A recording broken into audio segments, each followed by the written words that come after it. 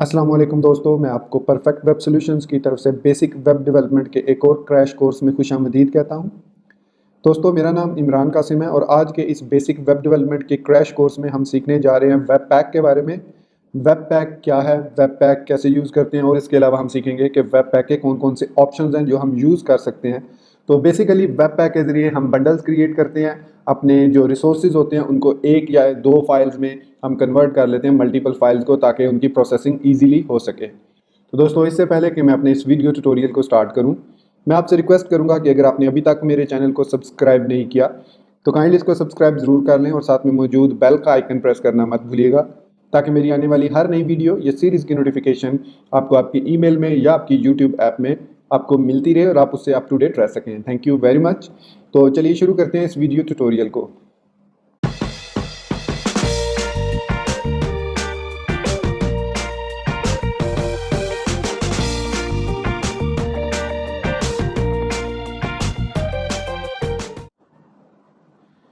तो दोस्तों, यहाँ पर मेरे पास विजुअल स्टूडियो कोड भी ओपन है और यहाँ पर मैंने इसकी डॉक्यूमेंटेशन, वेब पैक की documentation, getting started with web pack को भी ओपन किया हुआ है, ताकि जहाँ पर हमें हेल्प की ज़रूरत होगी वहाँ पर हम इससे हेल्प ले लेंगे। और आपको भी अगर किसी किस्म की हेल्प चाहिए होगी तो यहाँ पर आप देख सकते हैं कि हर किस्म की हेल्प यहाँ पर मौजूद है।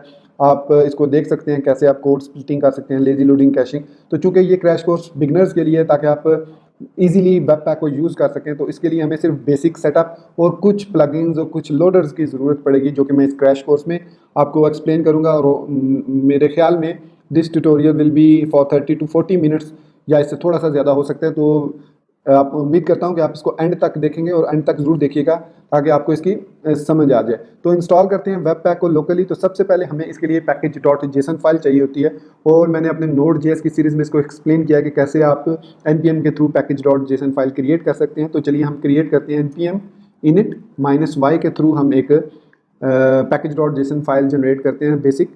तो ये हमारे पास package dot JSON file generate हो चुकी है। अब वेब पैक को इंस्टॉल करने के लिए हमें दो चीज़ें इंस्टॉल करनी होती हैं, npm install webpack and webpack dash CLI। इन दोनों को हमने as a dependency, dev dependency के इंस्टॉल करना है। तो इसलिए यहाँ पर मैं switch dash dash save dash dev को यूज़ करूँगा, और it will take few seconds up to minute, एक दो मिनट ये लेगा इंस्टॉल होने में।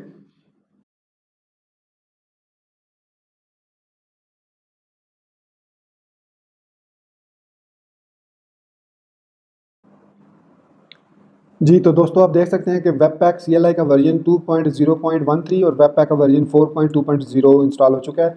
Ignore these warnings. तो इनको वार्निंग्स को आप ज़रूरत नहीं है देखने की, जो यहाँ पे आपको बेसिकली शो हुई थी। तो ये कुछ बेबल स्क्रिप्ट का एरर आ रहा है, इसको आप इग्नोर कर दें, इसकी ज़रूरत नहीं है हमें देखने की। तो हमें जो चीज़ देखनी है कि वेब पैक CLI और वेब पैक 4.2.0 जो है वो सक्सेसफुली इंस्टॉल हो चुका है एज अ डेव डिपेंडेंसी। तो अब वेब पैक को काम में लाने के लिए हमें एक एंट्री पॉइंट चाहिए होता है और एक आउटपुट की फाइल चाहिए होती है। तो उसको हम डिफाइन करेंगे अपने web pack dot config dot JS file में। तो उससे पहले हमें यहाँ पर एक मेन एंट्री फाइल, जो main file index dot JS, उसको क्रिएट करना होगा ताकि हम इसको एग्जीक्यूट कर सकें। तो यहाँ पर मैं एक new file index dot JS file में क्रिएट करता हूँ, और उसके अलावा मुझे यहाँ पे web pack dot config dot JS file चाहिए होगी। ये हमारी वेब पैक की कन्फिग फाइल है, जो कि वेब पैक कमांड के साथ एग्जीक्यूट होगी। यहाँ पे सबसे पहले हमें एक चाहिए होगा मॉड्यूल, बिल्ट इन मॉड्यूल है जो नोड जेएस का, वो है पाथ मॉड्यूल, वो हम यहाँ पे इंक्लूड करेंगे। फिर यहाँ पे लिखेंगे मॉड्यूल डॉट एक्सपोर्ट्स। ये बेसिकली नोड मतलब हमारे पास नोड जेएस का फीचर है मॉड्यूल डॉट एक्सपोर्ट। तो इसके ज़रिए हम मॉड्यूल्स को क्रिएट कर सकते हैं और एक्सपोर्ट कर सकते हैं। तो यहाँ पर एक ऑब्जेक्ट हम क्रिएट करेंगे, एक ऑब्जेक्ट हम एक्सपोर्ट करेंगे, जो कि web pack dot config dot JS के लिए है। तो उसमें सबसे पहली चीज़ हमने बतानी है एंट्री पॉइंट कौन सा है। तो यहाँ पे हमारे पास इंडेक्स डॉट जेएस फाइल है एंट्री पॉइंट, और फिर उसके बाद हमने आउटपुट फाइल भी चाहिए। तो आउटपुट फाइल को हम एक ऑब्जेक्ट पास करेंगे, जिसमें एक होगा उसका फाइल नेम। तो जो भी आप नाम देना चाह रहे हैं, बंडल डॉट जेएस में नाम दे देता हूँ। फिर उसके बाद उसका पाथ आप डिफाइन करते हैं। तो यहाँ पर हम यूज़ करेंगे पाथ डॉट रिजॉल्व मेथड को, जिसकी मदद से हम पाथ को रिजॉल्व करेंगे। और यहाँ पर हमें पाथ की ज़रूरत, मतलब किसी डिस्ट फोल्डर में हम इसको सेव करना चाह रहे हैं, तो यहाँ पर डिस्ट फोल्डर का पाथ दे देंगे। तो बेसिक जो कन्फिग्रेशन है वो इतनी ही है, डिफ़ॉल्ट कन्फिग्रेशन इतनी ही है जो हमें चाहिए होती है वेब पैक के लिए। इससे ज़्यादा काफ़ी सारे और भी ऑप्शन है जो यहाँ पर आप डॉक्यूमेंटेशन में जाके देख सकते हैं, लेकिन फ़िलहाल हमें इतना ही चाहिए। अब इसको एग्जीक्यूट करने का तरीका ये है कि सबसे पहले तो हमने देखना है कि वेब पैक में हम जो फाइल्स इंपोर्ट करेंगे, सपोज़ मैं यहाँ पर इंडेक्स डॉट जेएस फाइल में एक चीज़ लिख देता हूँ, कंसोल अलर्ट लिख देता हूँ, अलर्ट हेलो वर्ल्ड। अब जैसे कि आपको पता है कि जो हमारे पास नोड जेएस है उसके अंदर अलर्ट का मेथड नहीं है, विंडोज़ ऑब्जेक्ट नहीं है, और जो अलर्ट है वो विंडोज़ ऑब्जेक्ट का हमारे पास मेथड है और ये ब्राउज़र में एग्जीक्यूट होता है। तो इसलिए मैं यहाँ पर अगर लिखूँ नोड इंडेक्स, तो आप देख सकते हैं कि अलर्ट इज़ नॉट डिफाइंड का मैसेज हमारे पास आ रहा है। तो यहाँ पर इसको एग्जीक्यूट करने के लिए मैं यहाँ पर एक फ़ाइल क्रिएट कर लेता हूँ, index.html, और इसमें मैं इसको ये समटाइम ये मैं एक इंडेक्स डॉट फाइल क्रिएट कर ली .html, webpack crash course for beginners in Urdu 2018, यह मैंने इसको एक टाइटल दे दिया। अब यहाँ पर मैं लिखता हूँ script src is equal to ./index.js, और इसको मैंने सेव कर दिया। अब मैं इस फाइल को ओपन करता हूँ ब्राउज़र में। अभी मैंने वेब पैक पे नहीं आया, मैं बेसिक आपको समझा रहा हूँ, और यहाँ पर आपको हेलो वर्ल्ड लिखा हुआ नज़र आ गया। लेकिन सपोज़ ये हेलो वर्ल्ड एक और मॉड्यूल में लिखा है, यहाँ पर मैं उस मॉड्यूल का नाम लिखता हूँ foo.js। तो इसके अंदर यहाँ पर मैं इसको क्लोज कर देता हूँ ताकि ये बार बार ओपन ना हो। तो अब यहाँ पर foo.js में मैं लिखता हूँ module.exports, और यहाँ पर मैं इसको एक फंक्शन बना देता हूँ, और इसको यहाँ पे लिखता हूँ alert hello from foo module. अब देखा जाए तो नोड जेएस में हम इसको एज सिंपली हम यहाँ पर इंपोर्ट कर सकते हैं या इसको ऐड कर सकते हैं रिक्वायर के थ्रू। तो const foo is equal to require foo लिखेंगे, और उसके बाद अगर मैं यहाँ पे foo को मेथड को कॉल करूँ तो मैं इसको एग्जीक्यूट कर सकता हूँ यहाँ पर। तो यहाँ पे अभी तो ये मैसेज आएगा कि ./ यहाँ पे पाथ देना होगा क्योंकि ये यूज़र डिफाइंड मॉड्यूल है। तो यहाँ पे एरर आएगा कि alert is not defined. Again अगर मैं यहाँ पर लिखूँ console.log, तो फिर हमें यहाँ पर मैसेज मिल जाएगा जो लिखा हुआ है हमने, ये देखिए हेलो फ्रॉम foo मॉड्यूल। अब हम इस अलर्ट मैसेज को ब्राउज़र में डिस्प्ले करना चाह रहे हैं, लेकिन चूंकि ये एक अलग जेएस फाइल में है और वो index.js में रिक्वायर के थ्रू ऐड हो रही है, जबकि ये जो मेथड है रिक्वायर का या इंपोर्ट का ये ब्राउज़र में अवेलेबल नहीं है। आप देख सकते हैं यहाँ पर आपको एरर मैसेज आएगा रिक्वायर नॉट डिफाइंड। ये देख सकते हैं आप, रिक्वायर इज़ नॉट डिफाइंड का मैसेज हमें मिल रहा है। तो इसका तरीका क्या होता है कि यहाँ पर अब हमें वेब पैक को यूज़ करना होता है, और हम जितनी भी डिपेंडेंट फाइल्स होती हैं वो सब की सब हम एक सेपरेट फाइल में, जो कि हमने यहाँ पे डिफाइन किया है कि index.js फाइल हमारी इंट्री फाइल है, उस फाइल के अंदर जितनी डिपेंडेंसीज एडिड हैं, जितनी दूसरी जावास्क्रिप्ट की फाइल एडिड है, उन सब का एक बंडल बना दो। This is the simplest example of web pack. तो अब यहाँ पे हमने सिंपल लिखना है वेब पैक और इसको एंटर कर देंगे। तो यहाँ पर हमारा जो बंडल है वो क्रिएट हो चुका है। आप देख सकते हैं डिस्ट का फोल्डर जो हमने यहाँ पे डिफाइन किया है वो यहाँ पे क्रिएट हो चुका है। उसके अलावा bundle.js फाइल हमारी यहाँ पे क्रिएट हो चुकी है, जो कि है मिनीफाइड वर्जन। ये इसलिए है कि हमने यहाँ पर अपने ऑप्शन में यहाँ पे मोड जो है वो डेवलपमेंट नहीं दिया। ये अगर हम यहाँ पे mode is equal to web development देते हैं तो अब आप देख सकते हैं कि ये फाइल एक डेवलप्ड वर्जन है, मतलब मिनीफाइड वर्जन नहीं है। और अब हमें यहाँ पर अपनी जो फाइल है index.html उसमें हम सिंपली dist/bundle.js को ऐड करेंगे, तो हमारा यहाँ पे मैसेज आ गया हेलो फ्रॉम foo मॉड्यूल। तो मतलब अब हमने सक्सेसफुली मॉड्यूल्स को वेब पैक के थ्रू एक बंडल में ऐड कर दिया। तो इस तरीके से दोस्तों हम ना सिर्फ यूज़र डिफाइंड मॉड्यूल्स को बंडल बना सकते हैं, बल्कि थर्ड पार्टी मॉड्यूल्स जो नोड मॉड्यूल्स हैं उनको भी हम बंडल की सूरत में ऐड कर सकते हैं अपने प्रोजेक्ट्स में ईजिली, और उनको यूज़ कर सकते हैं अपने ब्राउज़र में अगर वो उनके कोडिंग जो है वो ब्राउज़र को सपोर्ट करती है।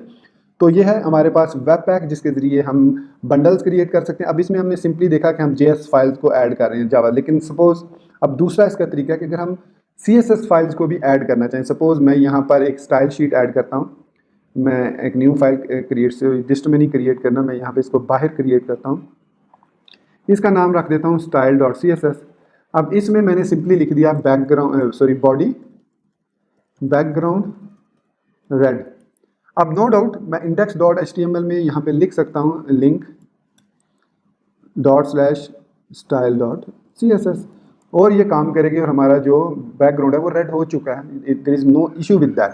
लेकिन imagine you have multiple CSS files और उन सब CSS फाइल को आप यहाँ पर ऐड कर रहे हैं। तो हम ये चाहते हैं कि हम एक ही CSS फाइल रखें और सारी जितनी उसकी CSS फाइल्स हैं वो सारी की सारी उस एक फाइल में ऐड हो जाएं। मतलब यहाँ पर हमारे पास style.css है, basic.css है, reset.css है। तो जैसे मैं यहाँ पर एक और फाइल क्रिएट करता हूँ reset dot C S S, और इसके अंदर मैं यहाँ पे एक कोड ऐड कर रहा हूँ, reset C S S. I think reset C S S का पैकेज मैंने ऐड नहीं किया हुआ।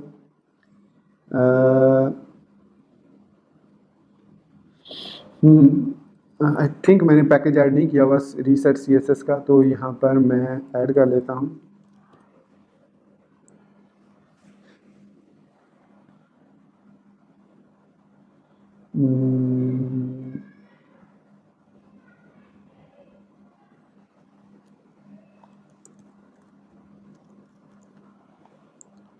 सी एस एस रीसेट, अभी यहाँ पर मुझे कोई रीसेट सी एस एस का फाइल नहीं मिल रही। चले खैर छोड़े, उसके लिए हम बूटस्ट्रैप को देख लेंगे। तो सपोज हमारे पास एक reset C S S file ये है, एक style dot C S S ये है। हम इन दोनों फाइल्स को भी इसी बंडल डॉट जे एस में हम ऐड करना चाह रहे हैं। मैं इसको फिलहाल रिमूव कर देता हूँ रीसेट सी एस एस को। सिंपल हमारे पास style dot C S S है, हम इसको भी ऐड करना चाह रहे हैं बंडल डॉट जे एस में, ताकि हमें एक ही फाइल को ऐड करना पड़े। यहाँ पर आप देख सकते हैं मुझे अलग से ये फाइल ऐड ना करनी पड़े और हमारा काम भी हो जाए। अभी देख सकते हैं कि हमारा जो बैकग्राउंड है वो वाइट है। तो अब इसके लिए हमें दो लोडर्स की ज़रूरत पड़ती है। जो सी एस एस के लोडर्स हैं उनको इंस्टॉल करना पड़ेगा। एक है हमारे पास सी एस एस लोडर, मैं यहाँ पे आई भी लिख सकता हूँ और इंस्टॉल भी लिख सकता हूँ, सी एस एस लोडर। और दूसरा है स्टाइल लोडर, और इसको भी हम सेव डेव करेंगे, as a dev dependency save करेंगे।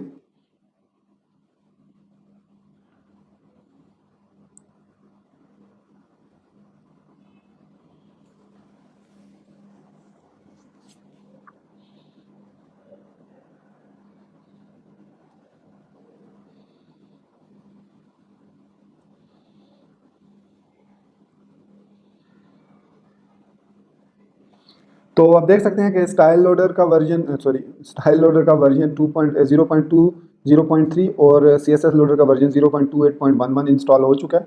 अब इसको यूज़ करने के दो तरीके हैं, एक तो हम इनलाइन तरीके से यूज़ कर सकते हैं और एक वेब पैक डॉट कन्फिग की फाइल से यूज़ कर सकते हैं।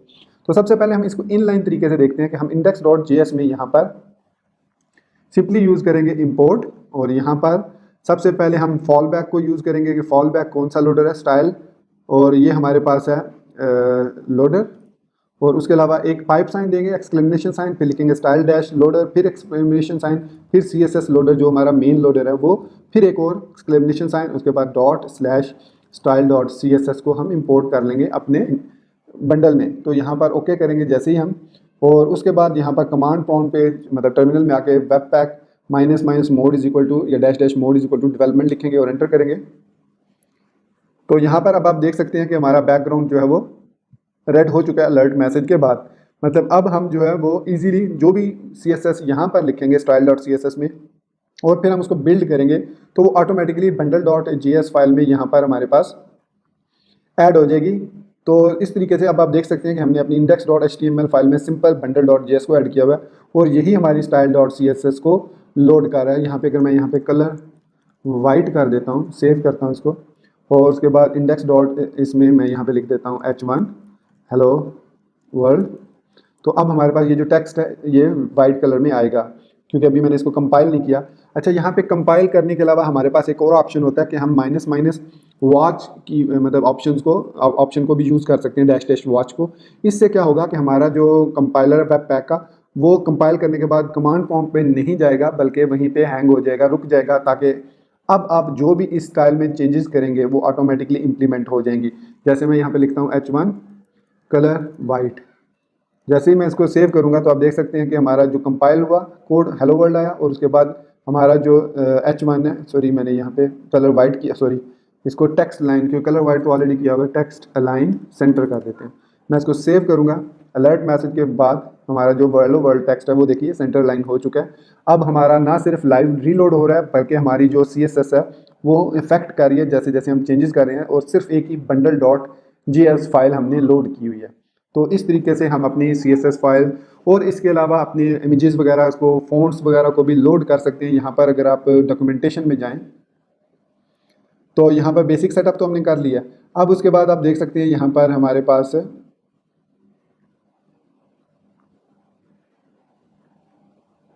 एसेट मैनेजमेंट है। एसेट मैनेजमेंट में अगर हम यहाँ पे जाएं तो हमारे पास यहाँ पे लोडिंग CSS जो हम अभी कर चुके हैं, जिसमें हमने स्टाइल लोडर और CSS लोडर को यूज़ किया। इसके अलावा यहाँ पर हमारे पास लोडिंग इमेजेस है, कि हम इमेजेस लोड कर सकते हैं। इसके लिए हमें फाइल लोडर की एक्सटेंशन की या लोडर की ज़रूरत पड़ती है, जिसको हम यहाँ पर डिफ़ाइन करते हैं। अच्छा, ये मैंने एक तरीका आपको बता दिया, इनलाइन तरीका। ये जो तरीका हमने किया अभी, ये मतलब index.js में डायरेक्ट हमने ये लोडर फाइल को ऐड किया, तो ये जो तरीका है इसको कहते हैं हम इनलाइन। तो इसका दूसरा तरीका ये है कि हम यहाँ पे webpack.config में एक मॉड्यूल का पैकेज ऐड करते हैं, जैसे यहाँ पे ये लिखा हुआ है मॉड्यूल, फिर उसके रूल्स कुछ डिफाइन करते हैं। ये मॉड्यूल है, फिर रूल्स ऑफ एरे है, रूल्स, और ये एक एरे है। और रूल्स में पहला ऑब्जेक्ट है, यहाँ पर आप देख सकते हैं ये हमारे पास एक ऑब्जेक्ट है, इसको मैं यहाँ से कॉपी कर लेता हूँ। और यहाँ पर हमने एक टेस्ट केस बताया कि यहाँ में जो भी फाइल है ये रेगुलर एक्सप्रेशन है कि दिस स्लैश, ये जो हमने स्लैश लगाई है इसका मतलब है कि आगे जो कुछ लिखा है कि रेगुलर एक्सप्रेशन है, और यहाँ पर आकर वो रेगुलर एक्सप्रेशन क्लोज हो रहा है। तो यहाँ पे है कि जिस फाइल की जो डॉट से स्टार्ट, डॉट जिस फाइल में आ जाए और डॉट के बाद CSS लिखा हो और उसके बाद वो फाइल एंड हो जाए, डॉलर साइन का मतलब एंड हो जाए, उस फाइल को टेस्ट करो और उस पर लोड करो स्टाइल लोडर और CSS लोडर को। तो उसके बाद हम यहाँ पर सिंपली स्टाइल डॉट हमारी जो इंडेक्स है उसमें अब हमें यहाँ पर ये लिखने की ज़रूरत नहीं है। तो हम इसको सेव करते हैं और यहाँ पर इसको भी सेव करते हैं web.config को, और हम इसको दोबारा सेव करेंगे। तो यहाँ पर वो कह रहा है स्टाइल डॉट से मॉड्यूल पार्स से अनएक्सपेक्टेड टोकन। यहाँ पर हमारा जो स्टाइल डॉट CSS में कोई प्रॉब्लम नहीं है, एक्चुअली यहाँ पर स्टाइल लोडर है और उसके बाद CSS हमारा लोडर है, ये भी सेव हो रहा है। तो हम यहाँ पर CSS लोडर को पहले कर देते हैं और स्टाइल लोडर को बाद में, और इसके बाद दोबारा हमें इसको कंपाइल करना पड़ेगा। तो यहाँ पर हम इसको एक दफ़ा फिर रन करते हैं, बल्कि आई थिंक स्टाइल पहले आता है और फिर CSS लोडर, और इसको एक दफ़ा फिर हम रन करते हैं। तो स्टाइल लोडर पहले लिखना है और उसके बाद CSS लोडर, ये बेसिकली इसको रन करता है और ये हमारा फॉल बैक होता है कि अगर CSS लोडर नहीं है तो ये फॉल बैक स्टाइल लोडर, ये स्टाइल लोडर को पहले ट्राई करता है, अगर नहीं मिलता तो फिर वो CSS लोडर पे चला जाता है। अब हमने यहाँ पर इस केस को रूल बना दिया, तो आप यहाँ पर मल्टीपल रूल्स जो है वो डिफ़ाइन कर सकते हैं। तो दोस्तों हमने देखा कि कैसे हम यहाँ पे वेब पैक के थ्रू अब इजीली यहाँ पर जितनी भी फाइल्स ऐड करेंगे अपने इस index.js फाइल में वो हम इजीली एक्सपोर्ट कर सकते हैं विद इन bundle.js। तो ये है वेब पैक के फीचर। अब बात सिचुएशंस ऐसी आती हैं जो इस क्रैश कोर्स का लास्ट पार्ट है कि हम ये चाहते हैं कि जो CSS है वो app.css में आए और जो JS है वो app.js फाइल में आए और उन दोनों डिस्ट फोल्डर में ही मौजूद हों। तो ये है हमारी रिक्वायरमेंट लास्ट। तो इसके लिए हमें एक और एक्सटेंशन यूज़ करनी पड़ती है जो कि है, मैं इसको ज़रा ओके कर लूँ ताकि ये रीलोड हो जाए। तो इसमें देखते हैं कि एरर तो नहीं है, नहीं कोई एरर नहीं। तो उसके लिए हम एक्सट्रैक्ट प्लगइन यूज़ करते हैं जो है extract text webpack plugin, जो वेब पैक के लिए एक प्लगइन है एक्सट्रैक्ट टूल के लिए। तो इसको हम यूज़ करते हैं इस पर्पज़ के लिए। तो ये है हमारे पास एक्सट्रैक्ट टेक्स्ट प्लगइन। इसको यूज़ करने का तरीका ये है कि ये यहाँ पर डॉक्यूमेंटेशन में वेब पैक 3 तक है और चूँकि हम वेब पैक 4 यूज़ कर रहे हैं तो इसके लिए हमें यहाँ पे इंस्टॉलेशन में थोड़ी सी चेंजेस करनी पड़ेगी। वो चेंजेस ये हैं कि यहाँ पर एक तो इसको स्टॉप करते हैं। वो चेंजेस ये हैं कि यहाँ पर @ नेक्स्ट यूज़ करेंगे और इसके अलावा एक स्विच है माइनस कैपिटल या डैश कैपिटल D। तो इससे क्या होगा कि जो हमारा लेटेस्ट बेटा वर्जन है extract text webpack plugin का जो कि 4 वेब पैक वर्जन 4 को सपोर्ट करता है वो यहाँ पर ऐड हो जाएगा। तो दोस्तों यहाँ पे आप देख सकते हैं कि extract text webpack plugin 4.0.0-बीटा.0 इंस्टॉल हो चुका है। अब हमने इसको यूज़ करना है अपने वेब पैक। अब चूँकि ये एक प्लगइन है वेब पैक का तो हमें इसको रिक्वायर करना पड़ेगा यहाँ पर। तो इसको रिक्वायर करने का तरीका हमने यहाँ पर देखा कि इसके लिए हमें लिखना पड़ता है एक्सट्रैक्ट टेक्स्ट प्लगइन। इसको हम यहाँ पर लिखेंगे is equal to require extract text plugin, और इसको हम सेव कर लेंगे। सेव करने के बाद यहाँ पे जो हमारा यूज़ केस है उसको हमें थोड़ा सा चेंज करना पड़ेगा। अब यहाँ पर हम लिखेंगे use extract text plugin dot extract, और उसके अंदर अब हम यहाँ पर पहले हम देंगे लोडर नेम, फॉल बैक हम देंगे, फॉल बैक में हम पास करेंगे स्टाइल डैश लोडर, और जो हम यूज़ करेंगे वो होगा हमारे पास CSS लोडर यूज़, और उसके बाद हम यहाँ पे CSS, तो यहाँ पर हम यूज़ कर लेंगे CSS लोडर को। ये फॉल बैक है और ये यूज CSS लोडर है। तो इस तरीके से हम इसको ऐड कर लेते हैं। फिर मॉड्यूल से बाहर आके यहाँ पर हमारे पास एक प्लगइन्स का ऑप्शन होता है, ऑब्जेक्ट होता है, उसमें हमें यहाँ पर बताना पड़ेगा कि हमारा कौन सा प्लगइन है। जैसे यहाँ पे ये एरे ऑफ प्लगइन्स है, नॉट ऑब्जेक्ट ऑफ प्लगइन। तो यहाँ पर हमें एरे ऑफ प्लगइन, जितने भी आपके प्लगइन्स होंगे वो आप यहाँ पर न्यू एक्सट्रैक्ट टेक्स्ट प्लगइन, और यहाँ पे आप नाम देंगे उस फाइल का जो आप ऐड करना चाह रहे हैं। तो app.css फाइल, उसके अलावा यहाँ पर हम कर देंगे app.js, तो ये ऑटोमेटिकली इस पाथ पे app.css को भी क्रिएट कर देगा इस कमांड के। तो ये प्लगइन्स हमने ऐड कर लिया, एक्सट्रैक्ट कर लिया और यूज़ केस दे दिया। अब हम इसको कंपाइल करते हैं, सेव किया, सेव करने के बाद हम इसको एग्जीक्यूट करते हैं। तो दोस्तों अब आप देख सकते हैं कि यहाँ पर डिस्ट के फोल्डर में हमारे पास ये bundle.js की अब हमें ज़रूरत नहीं रही। तो अब हमारे पास यहाँ पे app.js और app.css फाइल, दो अलग अलग फाइल क्रिएट हो चुकी हैं। ये हमारी CSS है और ये हमारी JS फाइल है। तो अब हम index.html के अंदर यहाँ पर app.js और यहाँ पर हम लिंक दे सकते हैं ./dist/app.css फाइल का। तो ये हमारे पास है, हमारा प्रोजेक्ट कंप्लीट हो चुका है। तो यहाँ पर ये एरर बेसिकली उस वक्त आ रही थी, यहाँ पर अभी कोई एरर नहीं है हमारा कंसोल में भी, और हमारा प्रोजेक्ट सक्सेसफुली एग्जीक्यूट हो रहा है। और हम यहाँ पर हमने सक्सेसफुली अपनी CSS फाइल को सेपरेट और JS फाइल को सेपरेट कर दिया। अब आप सोच रहे होंगे ये कि भाई style.css को भी तो हम डायरेक्टली ऐड कर सकते थे। ये डेफिनेटली कर लग सकते थे, लेकिन इसका मकसद ये है वेब पैक का कि सपोज आपने यहाँ पर एक बूटस्ट्रैप का मॉड्यूल ऐड किया है और बूटस्ट्रैप CSS फाइल को आप अपने प्रोजेक्ट के अंदर यूज़ करना चाह रहे हैं, तो फिर आप क्या करोगे? क्योंकि नोड मॉड्यूल पैकेज में वो इंस्टॉल होता है बूटस्ट्रैप, अगर आप नोड के थ्रू, हाँ CDN आप दे सकते हैं, लेकिन CDN is not a good way, क्योंकि वो आपकी एक HTTP रिक्वेस्ट को इंक्रीज़ करता है। जितनी ज़्यादा आप CDN फाइल्स ऐड करते हैं वो आपकी HTTP रिक्वेस्ट को ऐड करते हैं। तो उसके लिए हमें यहाँ पे सपोज मैं कहता हूँ npm install bootstrap jQuery and popper.js, ये मैं 3 फाइलें जो हैं वो इंस्टॉल कर रहा हूँ npm के थ्रू, और ये ऑटोमेटिकली सेव हो जाएंगे हमारे package.json फाइल में।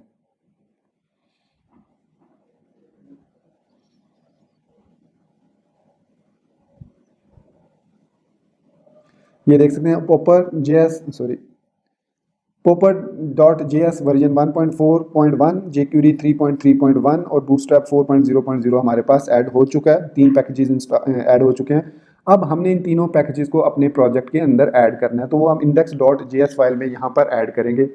तो इंपोर्ट करेंगे हम, यहाँ पर इंपोर्ट लिखेंगे bootstrap, बल्कि हम यहाँ पे CSS फाइल का मतलब जो हमारी फाइल है उसका मिनीफाइड वर्जन का भी पाथ दे सकते हैं, या हम जो अनकम्पाइल्ड वर्जन है, अनमिनीफाइड वर्जन है, उसका भी पाथ दे सकते हैं। तो यहाँ पर हम मिनीफाइड वर्जन का पाथ देते हैं, node modules/bootstrap/dist/css/bootstrap.min.css, और इसके अलावा हम यहाँ पे इंपोर्ट कर लेते हैं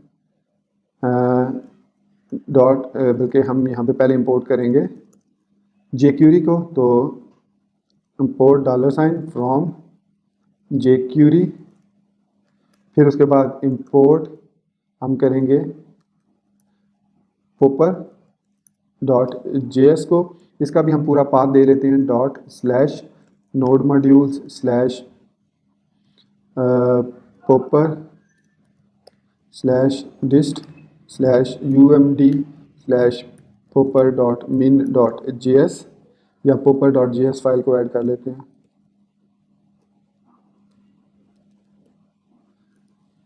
popper.min.js फाइल को ऐड कर लिया हमने, और उसके बाद jQuery को भी हम ऐसे ही ऐड कर लेते हैं यहाँ पर ./node-modules/jQuery/dist/jQuery.min.js, और उसके बाद हम यहाँ पर अब इसको सेव कर लेते हैं।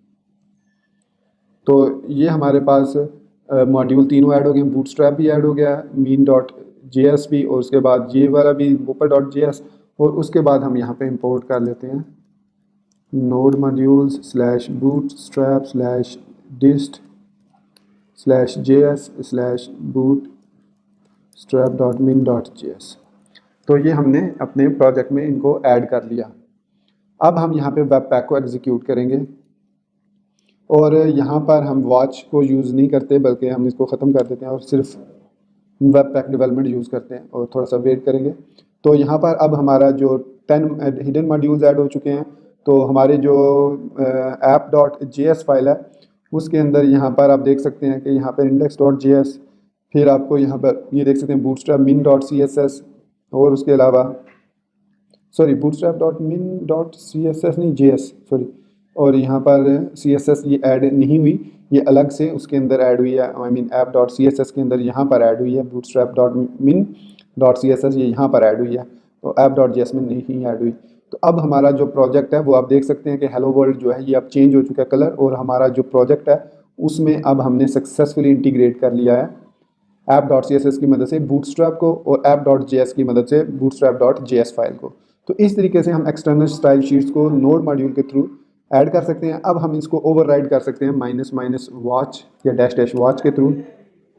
अच्छा, यहाँ पर ये जो एंट्री पॉइंट अनडिफाइंड का मैसेज आ रहा है इसको आप इग्नोर कर दीजिए। ये एरर आ रहा है इसमें extract text plugin 4 version beta version में है, लेकिन ये जो 3 वर्जन है उसमें ये प्रॉब्लम नहीं है। अगर आप इसको फिर भी ओवरराइड करना चाह रहे हैं, ये एरर मैसेज नहीं देखना चाह रहे, तो इसके लिए आपको अपने पैकेज.json में यहाँ पे एक स्टैट्स का मॉड्यूल ऑब्जेक्ट ऐड करना होगा, जिसमें आप चिल्ड्रन कॉलन फॉल्स कर देंगे, और यहाँ पर इसको सेव करके जब आप एग्जीक्यूट करेंगे तो आपका एरर जो है वो ख़त्म हो जाएगा। ये जो एरर आ रहा है एंट्री पॉइंट अनडिफाइंड का, तो ये देख सकते हैं आप, वो एंट्री पॉइंट अनडिफाइंड का एरर हमारा ख़त्म हो चुका है, और हमारी जो style.css है वो भी ऐड हो चुकी है। अब हम देखते हैं कि ये इसने बैकग्राउंड वाइट क्यों कर दिया इसका, बॉडी एक्चुअली इसने ओवरराइड कर दिया इसने बैकग्राउंड कलर को, और हमारी जो style.css है उसको ओवरराइड कर दिया इसने यहाँ पर। तो मैं यहाँ पर बैकग्राउंड कलर यूज़ करता हूँ अगर, तो अब ये देख सकते हैं अब हमारा बैकग्राउंड कलर रेड हो चुका है, क्योंकि जो बूटस्ट्रैप है उसमें बैकग्राउंड कलर जो है वो चेंज होता है, बैकग्राउंड चेंज नहीं होता।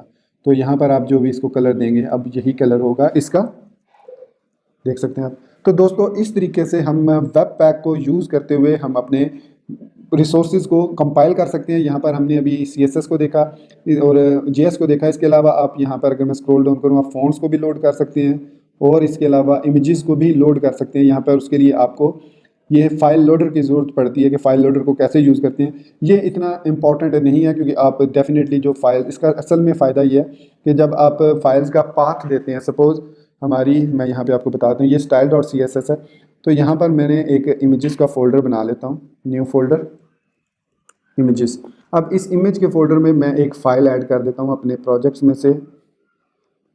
यहाँ से मैं ये ऐड कर देता हूँ एंगुलर, ये बैकग्राउंड को इसको उठा के मैं इमेजेस के फोल्डर में यहाँ पे ये इमेज, अब ये मैं एज अ बैकग्राउंड सेट कर रहा हूँ यहाँ पर style.css में। तो यहाँ पे मैं देता हूँ बैकग्राउंड इमेज, तो यहाँ पर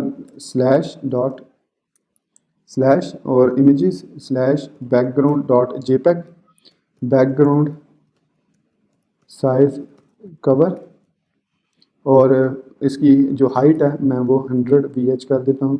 बैकग्राउंड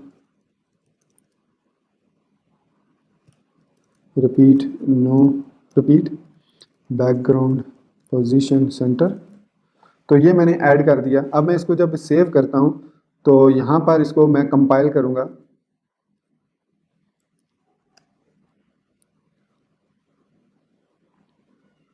तो अब आप देखेंगे कि यहाँ पर हमारा जो ये वाला है, यहाँ पर अब बैकग्राउंड इमेज नहीं आ रहा। यहाँ पर जो हमारा बैकग्राउंड इमेज है, अगर मैं यहाँ पे बॉडी को क्लिक करूँ तो नो डाउट उसका पाथ यहाँ पर बैकग्राउंड इमेज की spelling I think background image, अच्छा सॉरी मैं यहाँ पे URL लिखना भूल गया, सॉरी URL इस तरीके से इसको लिखना था। तो ये कंपाइल हुआ और यहाँ पे अब हमारे पास ये एरर आने शुरू हो गए। डेफिनेटली ये एरर्स आएंगे क्योंकि हमने यहाँ पर जो लोडर है ये बैकग्राउंड इमेज जो है ये इसको फाइंड नहीं कर रहा।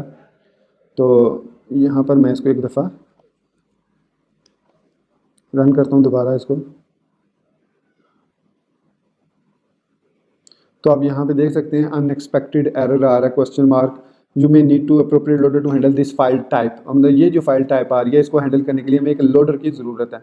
तो मैं यहाँ पर इसके लिए यूज़ करूँगा फाइल लोडर को। तो क्या से इसको यूज़ करना है, हम इंस्टॉल करेंगे npmi भी यूज़ कर सकता हूँ, -- सेव डेव -dev, और मैं यहाँ पर फाइल लोडर को लोड कर लूँगा। तो ये बेसिकली हमारा जो है फाइल लोडर है। इसको अब ऐड करने का तरीका ये है कि इसी तरीके से जैसे हमने ये रूल डिफ़ाइन किया है, ये वाला रूल, इसी तरीके से इस रूल को हमें दोबारा से डिफ़ाइन करना होगा। मैं आपको दिखाता हूँ। ये देख सकते हैं फाइल लोडर ऐड हो चुका है हमारा। तो वापस हम डॉक्यूमेंटेशन में चलते हैं। तो ये है हमारे पास दूसरा इसका लोडर। मैं इसको कॉपी करता हूँ और कॉपी करने के बाद यहाँ पर पेस्ट कर देता हूँ। इसको मैं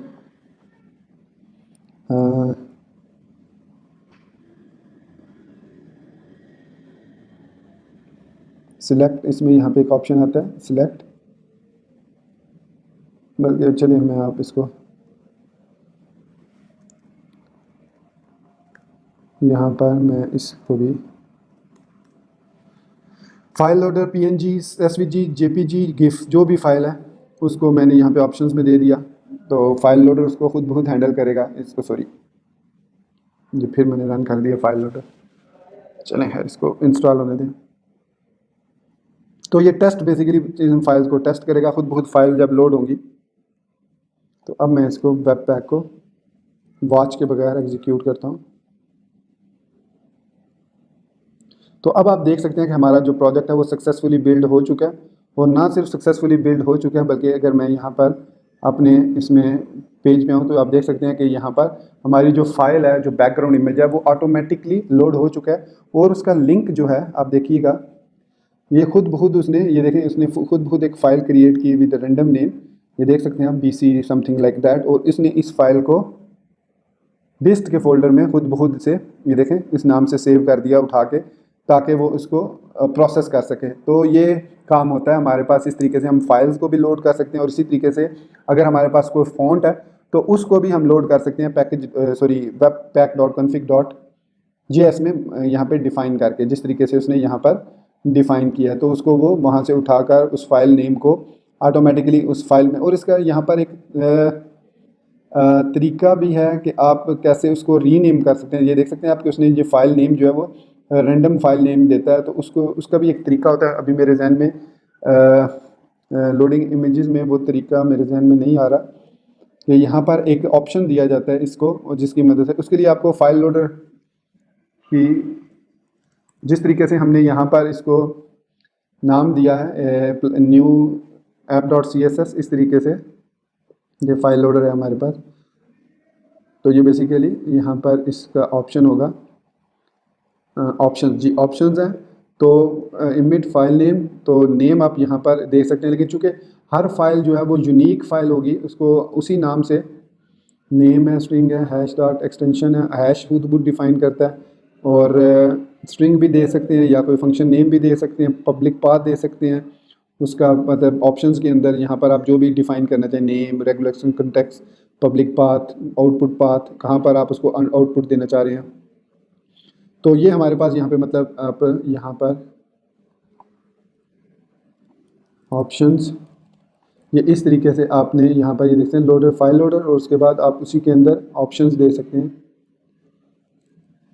यूज़, और यूज़ के बाद हम यहाँ पर ब्रैकेट और लोडर और ऑप्शन, लोडर, और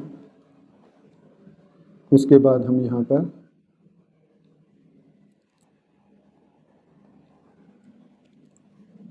ऑप्शन को यूज़ कर सकते हैं। और इसको हम यहाँ से उठा के यहाँ पे रखते हैं। तो ये हमारे पास लोडर हो गया, फाइल लोडर। और इसके बाद हम यहाँ पर ऑप्शंस दे सकते हैं, जो भी हम ऑप्शंस देना चाहें।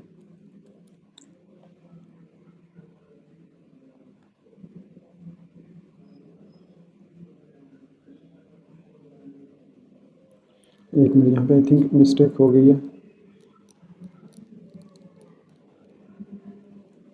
तो मैं यहाँ पर इस रूल को यहाँ से लेकर कॉपी कर लेता हूँ यहाँ तक, यहाँ तक, और इसको यहाँ से यहाँ तक मैं पेस्ट कर देता हूँ। तो इस तरीके से मैंने यहाँ पर ये फाइल लोडर को दोबारा से कॉपी कर लिया।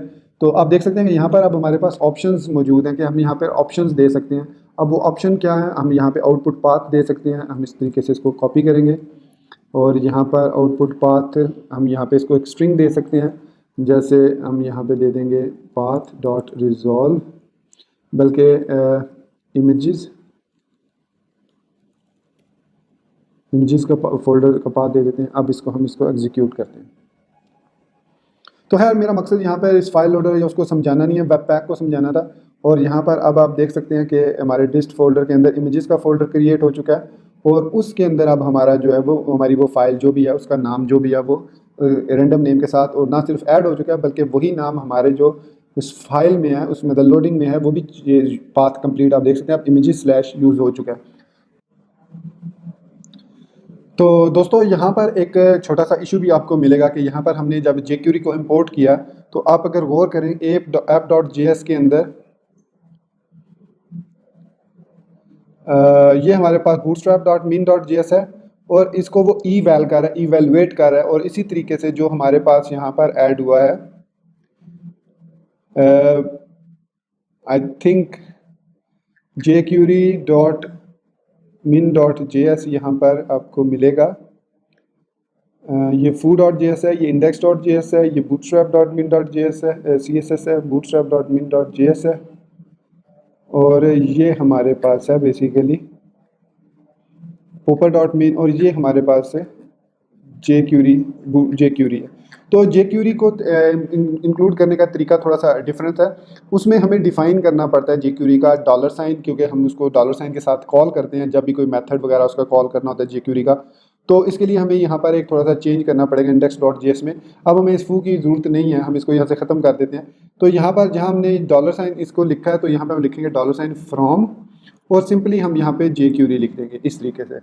तो इस तरीके से लिखने के बाद जब हम इसको दोबारा से कंपाइल करेंगे, तो अब हम यहाँ पर डॉलर साइन को यूज़ कर सकते हैं, जैसे अलर्ट हेलो वर्ल्ड लिखते हैं हम यहाँ पे, और इसको दोबारा हम कंपाइल करते हैं डेवलपमेंट के लिए। तो अब यहाँ पर हमारा जो हेलो jQuery, यहाँ पर मैं इसको थोड़ी स्क्रीन छोटी कर लूँ, थोड़ी बड़ी होगी स्क्रीन।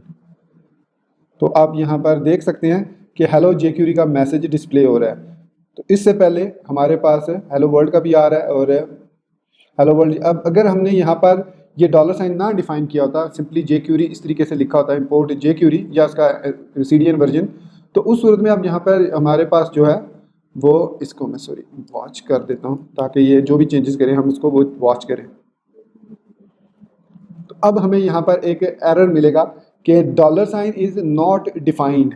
तो डॉलर जब आपको इस किस्म का कोई एरर मिले, तो यहाँ पर अब आप लिख सकते हैं डॉलर साइन फ्रॉम jQuery। अब जब हम लिख के इसको कंपाइल करेंगे तो हमारा वो एरर जो है वो ख़त्म हो जाएगा, और हमारी जो फाइल है वो प्रॉपरली अब एग्जीक्यूट होगी, और हमारा जो मैसेज है अलर्ट वाला, ये जो डॉलर साइन फंक्शन के अंदर हमने लिखा है अलर्ट हेलो वर्ल्ड, ये भी डिस्प्ले होगा। तो डॉलर साइन फ्रॉम jQuery हमने लिख दिया। अब हेलो वर्ल्ड ये देख सकते हैं आप, हेलो वर्ल्ड डिस्प्ले हो रहा है क्योंकि हमने फू वाला मैसेज खत्म कर दिया, तो अब ये हेलो वर्ल्ड वाला डिस्प्ले हो रहा है। तो इस तरीके से हम इसको यूज़ कर सकते हैं। अब हम चलिए देखते हैं कि पोपर भी हमारा ठीक काम कर रहा है कि या नहीं। तो इसके लिए हम यहाँ पे getbootstrap.com पे जाएंगे, और वहाँ से पोपर के लिए जो jQuery या फंक्शन है उसको देखेंगे। गेट स्टार्टेड पे जाते हैं, हम बूटस्ट्रैप 4 को हमने ऐड किया, तो उसी में हम यहाँ पे अगर आप इसके वेब पैक में जाएंगे तो यहाँ पर भी आपको इसकी इंस्ट्रक्शन मिल जाएगी कि आप कैसे इसको ऐड कर सकते हैं। ये देख सकते हैं इंपोर्ट आपने सिंपल आपने बूटस्ट्रैप करना है, और वो app.js इसको सिंपली आप कॉपी करके यहाँ पर इसको इंपोर्ट आप ऐसे भी कर सकते हैं ये, और हमारी फाइल जो है वो दोबारा से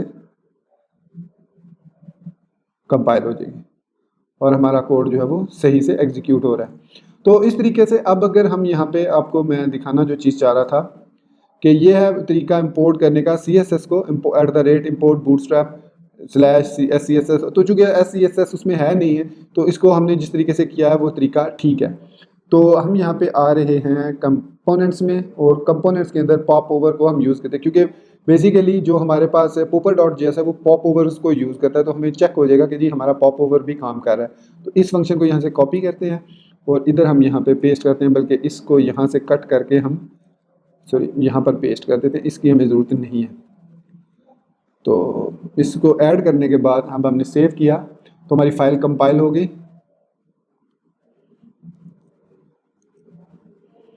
ये हमारा इंडेक्स है, और इसको दोबारा से कंपाइल करते हैं। तो उसके बाद हम इसको यहाँ पर ऐड करते हैं, ये इसकी मदद से कॉपी, और इसको हम ऐड करेंगे index.html में हेलो वर्ल्ड के बाद।